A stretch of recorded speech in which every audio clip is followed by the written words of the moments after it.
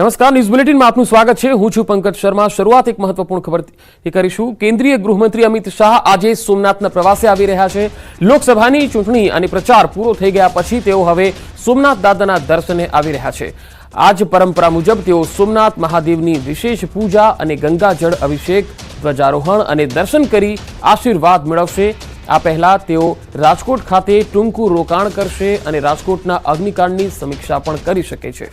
અસરગ્રસ્ત પરિવારોની પણ મુલાકાત લેશે। હાલ પ્રાથમિક માહિતી મુજબ તેઓ મૃત્યુ પામેલા નાગરિકોના પરિવારજનોને સાંત્વના અને ન્યાયની બાહેધરી આપવા માટે મુલાકાત લઈ શકે છે। અમિત શાહના મુલાકાત બાદ વધુ મોટી કાર્યવાહીની શક્યતા પણ જોવાઈ રહી છે। રાજકોટથી તેઓ સોમનાથ ખાતે દર્શનાર્થે જશે।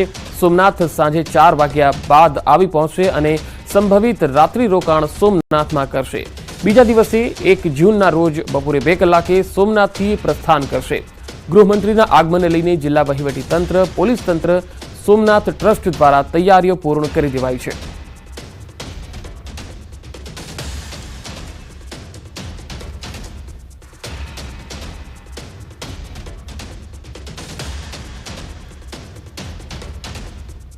રાજકોટ અગ્નિકાંડને લઈને સૌથી મોટા સમાચાર। રાજકોટમાં 4 અધિકારીઓની ધરપકડ કરાઈ છે। ગુનો નોંધ્યા બાદ 4 અધિકારીઓની ધરપકડ કરી છે। 2 સસ્પેન્ડેડ અધિકારીઓ, 2 ચાલુ અધિકારીઓને પકડ્યા છે। રાજકોટ પોલીસે 4 અધિકારીઓની ધરપકડ કરી છે, જેમાં town planning officer Sagathiya, ATPO Mukesh મકવાણાની ધરપકડ થઈ છે। સસ્પેન્ડેડ એટીપીઓ ગૌતમ જોશીની પણ ધરપકડ કરાઈ છે। ફાયર વિભાગના જે સસ્પેન્ડેડ અધિકારી છે રોહિત વિગોરા, તેમને પણ પકડવામાં આવ્યા છે। તો રાજકોટ ગેમ ઝોનમાં અગાઉ પણ જે આગ લાગી હતી અને અગાઉ 2023ના સપ્ટેમ્બરમાં આગ લાગી હતી। ટીઆરપી ગેમ ઝોન ખાતે આગ લાગવાનો અગાઉ પણ બનાવ બની ચૂક્યો હતો। આગ લાગ્યા બાદ ફાયર બ્રિગેડને કરવામાં આવી હતી જાણ।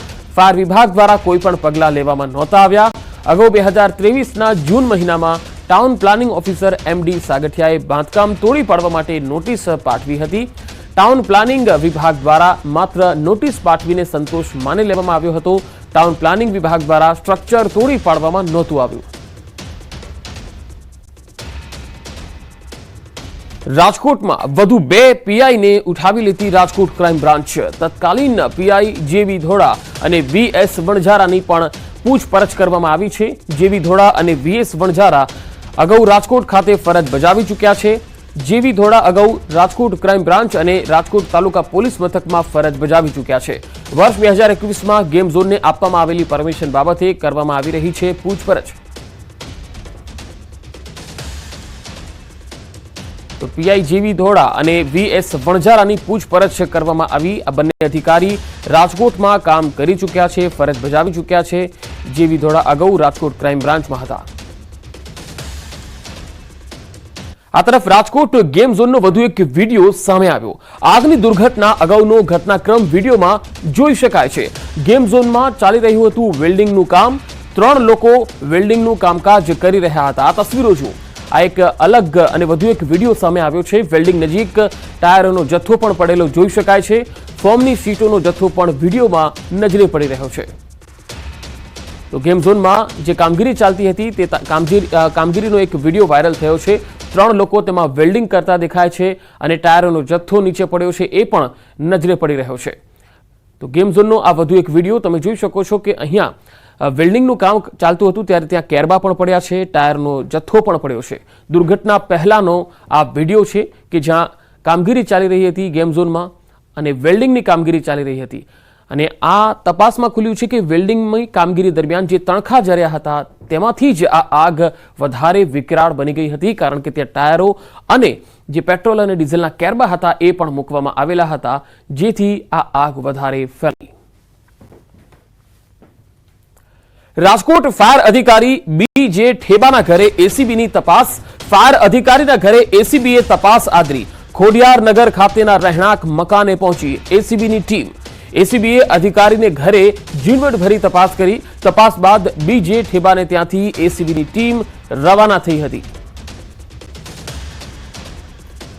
તો એસીબીએ અધિકારીના ઘરે તપાસ કરી હતી। ફાયર અધિકારીની મુશ્કેલી વધી શકે છે, કારણ કે તેમની મિલકતો વધારે હોવાની વાત સામે આવી છે। અધધ મિલકત છે, જેથી તેમના ઘરે જઈને એસીબીની ટીમે તપાસ કરી છે।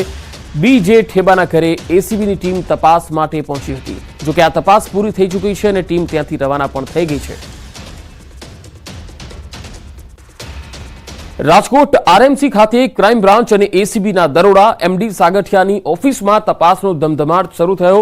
મોટી સંખ્યામાં એસીબીના અધિકારીઓ તપાસમાં લાગ્યા છે. ક્રાઇમ બ્રાન્ચની ટીમને સાથે રાખીને આ ચેકિંગ કરવામાં આવી રહ્યું છે. સાગઠિયાએ છેલ્લા કેટલાક સમયમાં કરેલા કામોની પણ તપાસ થશે. સાગઠિયાના કામોમાં ભ્રષ્ટાચાર અંગેની માહિતી સામે આવશે તો તેની સામે એક્શન પણ લેવાશે. રાજકોટમાં એસીબી દ્વારા સર્ચ ઓપરેશન ચાલી રહ્યું છે. પૂર્વ ટીપીઓ એમડી સાગઠિયાની ઓફિસ અને રહેણાંક મકાનમાં તપાસ થઈ રહી છે તો ડેપ્યુટી ચીફ ફાયર ઓફિસર બીજે ઠેબાની ઓફિસ રહેણાંકમાં સર્ચ બાદ જે વિગતો છે એ જાહેર પણ કરાશે. ચીફ ફાયર ઓફિસર ઇલિયાસ ખેરની ઓફિસમાં પણ દરોડા પાડવામાં આવ્યા. રોહિત વિગોરાની ઓફિસ અને રહેણાંક મકાનમાં પણ તપાસ કરવામાં આવી તો મુકેશ મકવાણાની ઓફિસ અને રહેણાંક મકાનમાં પણ સર્ચ કરવામાં આવ્યું. ગૌતમ જોશીની ઓફિસ અને રહેણાંક મકાનમાં પણ તપાસ કરવામાં આવી. એસીબીના અધિકારીઓની જંગી ટીમ આ તપાસમાં જોડાઈ છે. એસીબીની 5 જેટલી ટીમો બનાવવામાં આવી છે. સસ્પેન્ડેડ અધિકારી સહિતનાઓની તપાસ થઈ રહી છે. કોઈ પણ અધિકારીઓ સંડોવાયેલા હશે તો તેમને છોડવામાં નહીં આવે.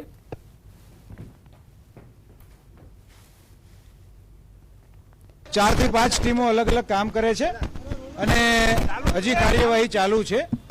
બાકીના કયા અધિકારીઓ છે એ કઈ વિશેષ માહિતી અમારી પાસે નથી. એ અત્યારે કઈ ન કહેવાય. અત્યારે અમારી તપાસની કાર્યવાહી ચાલુ છે. પ્લીઝ બસ એ અત્યારે કાર્યવાહીની કામ ચાલુ છે. અલગ અલગ ઘણા બધા લોકો છે પણ મારી પાસે બીજાના નામ નથી. એ અમને પછી કાલ પરમ દિવસે મળી જશે. રાજકોટ ટીઆરપી ગેમ ઝોન અગ્નિકાંડ મામલે હવે તપાસનો ધમધમાટ તેજ થઈ ગયો. સરકાર દ્વારા સીટની રચના કરવામાં આવી છે અને આ સીટની ટીમ દ્વારા ઉચ્ચ અધિકારીની પૂછપરછ શરૂ કરાઈ છે, જેમાં એસીબી દ્વારા ટીપીઓ એમડી સાગઠિયાની પૂછપરછ કરાઈ હતી. તો રાજકોટ મહાનગરપાલિકામાં એક જ જગ્યાએ નોકરી કરતા ટીપીઓ સાગઠિયાની કરોડોની મિલકત પણ સામે આવી. એમડી સાગઠિયાની રાજકોટ ગોંડલ ચોકડી તેમજ વીરપુરમાં અનેક જગ્યાએ પ્રોપર્ટી હોવાનો ખુલાસો થયો. જેતપુર રાજકોટ નેશનલ હાઈવે ચરખડી પાસે વિશાળ જગ્યામાં આધુનિક સુવિધાવાળું ફાર્મ હાઉસ પણ મળી આવ્યું. ટીપીઓ એમડી સાગઠિયાની અનેક જગ્યાએ જમીનો, પેટ્રોલ પંપ અને બંગલા હોવાનું અનુમાન છે. એસીબી દ્વારા એમડી સાગઠિયાની રાજકોટ સહિત તમામ જગ્યાએ મિલકતની તપાસ શરૂ કરવામાં આવી છે. 50,000 થી 60,000 પગારદાર પાસે આટલી સંપત્તિ ક્યાંથી આવી? આ એક મોટો સવાલ છે. એસીબી દ્વારા સઘન તપાસ કરવામાં આવે તો અનેક બેનામી વ્યવહારો મળી શકે છે.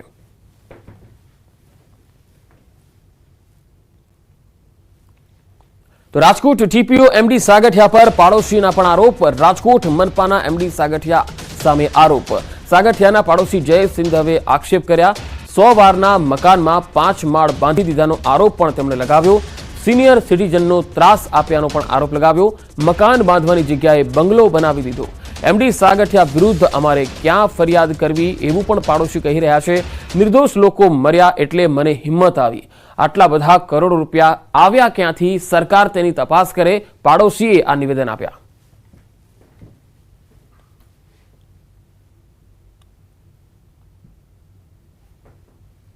ત્રાસ એટલે એક જ દિવાલે બાંધકામ ચાલતું હોય તો તમે વિચાર કરી લ્યો શું હોય. કારણ કે મારું મકાન રોડ ઉપરનું મોઢું હતું અને એને જે મકાન લીધો ને એ બાજુનું હતું. એને એમ હતું કે આ લોકોને દબાવીને પડાવી લેશું, પણ અમે જાગ ઝીલી છે.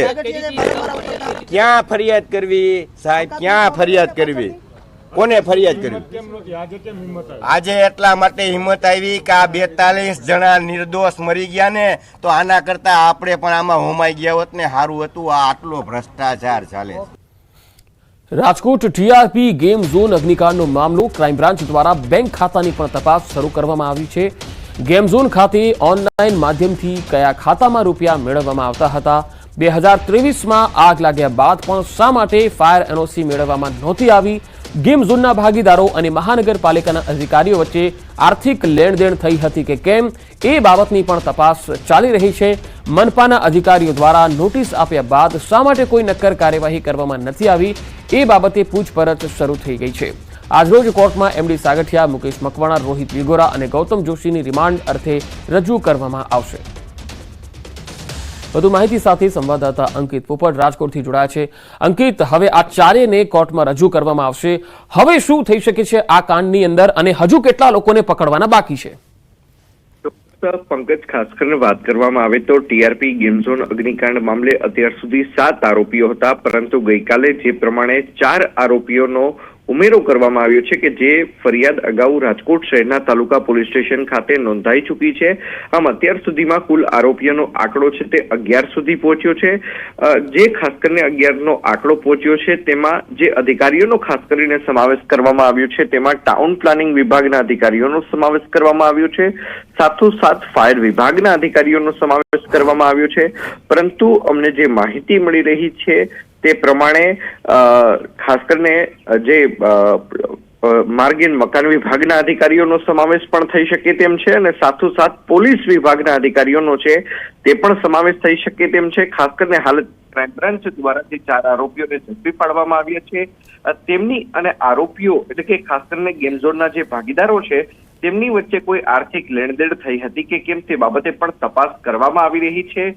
અધિકારીઓ દ્વારા નોટિસ આપ્યા બાદ શા માટે કોઈ નક્કર કાર્યવાહી કરવામાં નહોતી આવી તે બાબતે પણ હાલ પૂછપરછ છે તે કરવામાં આવી રહી છે. અને આજરોજ બપોરે 3 વાગ્યા બાદ આજે 4 આરોપીઓ છે MD સાગઠિયા, મુકેશ મકવાણા, રોહિત વિગુરા અને ગૌતમ જોશી તેમને રિમાન્ડ અર્થે કોર્ટમાં રજૂ કરવામાં આવશે અને સાથોસાથ તેમના 14 દિવસના રિમાન્ડની માગણી છે તે ખાસ કરીને કરવામાં આવે તે પ્રકારની માહિતી મળી છે. ગઈકાલે પણ રાજકોટ શહેર ક્રાઇમ બ્રાન્ચ દ્વારા વધુ 2 PI ને ઉઠાવી લેવામાં આવ્યા હતા. તત્કાલીન PI જેવી થોડા અને તત્કાલીન PI VS વણઝારાની પૂછપરછ કરવામાં આવી રહી છે. ગઈકાલે જ રાજકોટ ક્રાઇમ બ્રાન્ચ છે તે તેમને ગાંધીનગરથી રાજકોટ લાવી હોવાના સમાચાર છે તે ખાસ કરીને સામે આવી ચૂક્યા છે. જેવી ધોળા છે કે જેઓ રાજકોટ ક્રાઇમ બ્રાન્ચ ખાતે તેમજ રાજકોટ તાલુકા પોલીસ મથક ખાતે ફરજ છે તે બજાવી ચૂક્યા છે અને ખાસ કરીને વર્ષ 2021માં ગેમ ઝોનને આપવામાં આવેલી પરમિશન બાબતે છે તે તેમની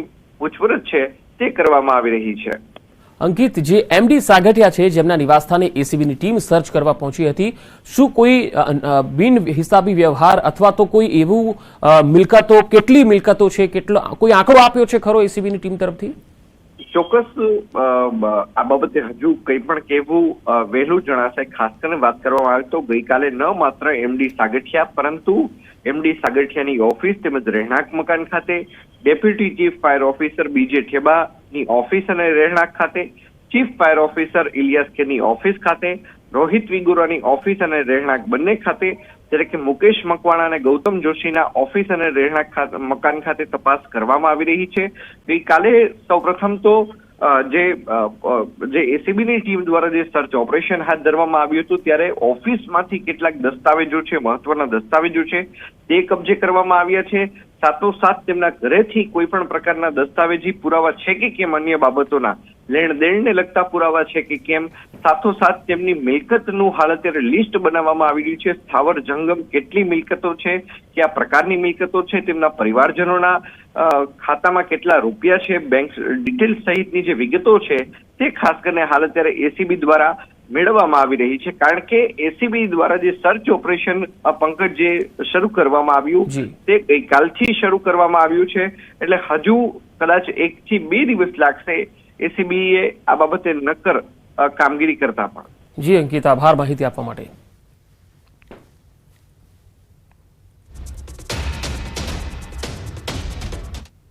રાજકોટ અગ્નિકાંડ બાદ અમદાવાદમાં મોટી કાર્યવાહી કરવામાં આવી. અમદાવાદ મહાનગરપાલિકા દ્વારા ફાયર એનઓસી અને એસ્ટેટ વિભાગના બ્યુ પરવાનગી વગરના એકમો પર સતત 2 દિવસથી તવાઈ બોલાવી હતી. શહેરના મોટા ઇલેક્ટ્રોનિક સ્ટોર, ક્રોમા અને ક્લોથિંગ સ્ટોર ઝુડિયો સીલ કરી દેવામાં આવ્યું. આ ઉપરાંત છેલ્લા 2 દિવસમાં 476 એકમો ચેક કરવામાં આવ્યા, જેમાં 78 એકમ સીલ કરાયા. અગ્નિકાંડ બાદ અમદાવાદ મહાનગરપાલિકા દ્વારા એસઓપી પણ તૈયાર કરી દેવામાં આવી. હાલ hospital, tuition classes, multiplex, mall, game zone સહિત જે સ્થળ પર લોકોની અવરજવર હોય એવા એકમનો ફરજિયાત બીયુ પરવાનગી અને ફાયર એનઓસી લેવાની રહેશે.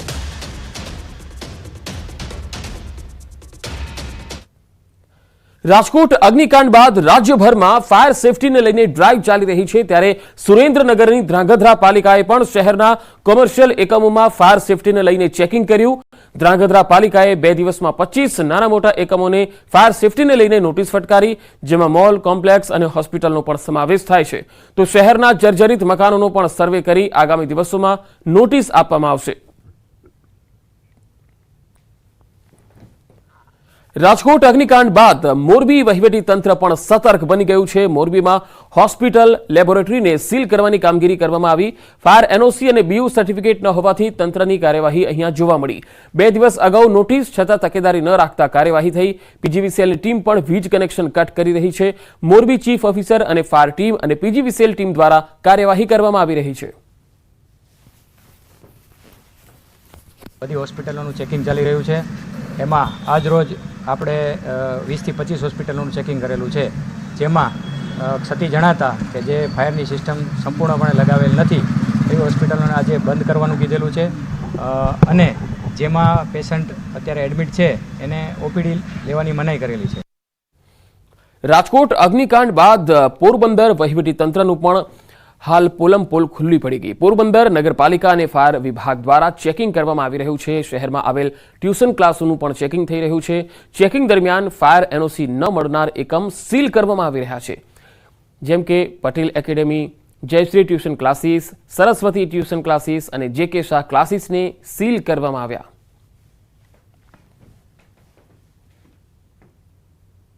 શાખા દ્વારા સંયુક્ત રીતે સર્વે કરવામાં આવ્યો અને ત્યારબાદ જેટલી બિલ્ડિંગો છે, જેમાં શૈક્ષણિક બિલ્ડિંગ હોય, એજ્યુકેશનલ પર્પઝ માટેની, આ સિવાય કમર્શિયલ હોય, એ તમામ બિલ્ડિંગોનો સર્વે કરી અને જ્યાં જ્યાં ફાયર એનઓસી નથી અથવા તો સરકાર માન્ય બીયુ પરમિશન ન હોય તે તમામને સીલ કરવા માટેની કાર્યવાહીનો આરંભ કર્યો છે. આજ રોજ અમે અંદાજિત 5 થી 6 ટ્યુશન ક્લાસીસ કે જ્યાં ફાયર ઇક્વિપમેન્ટ અથવા ફાયર એનઓસી નથી તેમને સીલ કર્યા છે.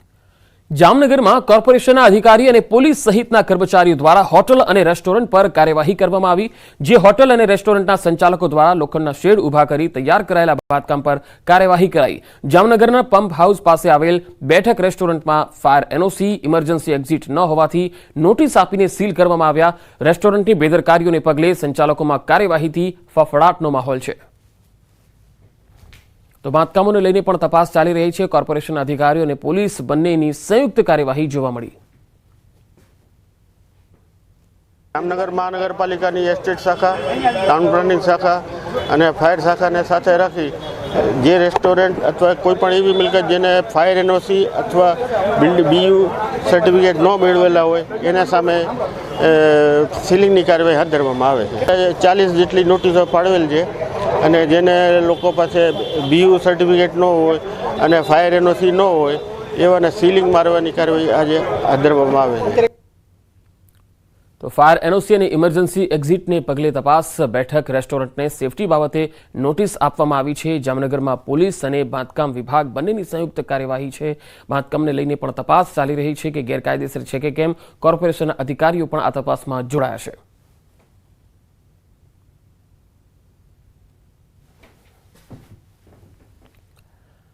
સમાચારોનો પ્રવાહ લગાતાર જારી રહેશે. હાલ રોકાઈશું એક બ્રેક માટે.